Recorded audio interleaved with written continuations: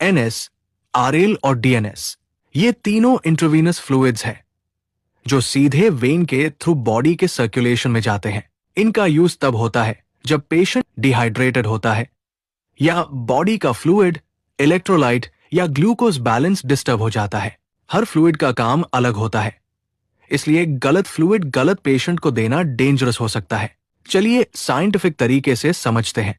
NS यानी normal saline एक isotonic solution है जिसमें 0.9% सोडियम क्लोराइड होता है। इसकी ऑस्मोलैरिटी ब्लड प्लाज्मा के ऑलमोस्ट बराबर होती है, इसलिए यह सेल्स के साइज को श्रिंक नहीं करता है और स्वेल भी नहीं करता है।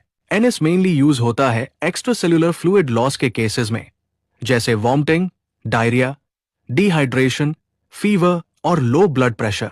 यह ब्लड वॉल्यूम इंक्रीज करता है, ब्लड सर्कुलेशन इंप्रूव करता है और बीपी को स्टेबलाइज करता है। इसीलिए एनएस को सबसे सेफ रिहाइड्रेशन फ्लूइड माना जाता है।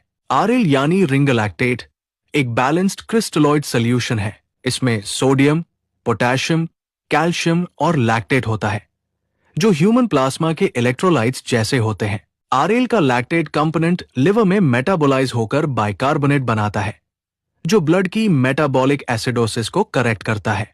इसीलिए RL severe dehydration, Burns, trauma, dengue, cholera और मेजर फ्लूइड लॉस में यूज होता है। यह सिर्फ वॉल्यूम ही नहीं बल्कि इलेक्ट्रोलाइट और एसिड बेस बैलेंस भी रिस्टोर करता है। डीएनएस, डेक्सट्रोज नॉर्मल सलाइन, एक कॉम्बिनेशन फ्लूइड है जिसमें 5% डेक्सट्रोज, 0.9% नॉर्मल सलाइन होता है। इसका मेन रोल होता है फ्लूइड के साथ एनर्जी सप्लाई देना। डेक्सट्रोज बॉडी में ग्लूकोज प्रोवाइड करता है जो ब्रेन और मसल्स के लिए एसेंशियल फ्यूल है। DNS hypoglycaemia, prolonged fasting, post operative patients और जनरल वीकनेस के केसेस में यूज होता है। डायबिटिक पेशेंट्स में डीएनएस केयरफुली और मॉनिटरिंग के साथ ही दिया जाता है।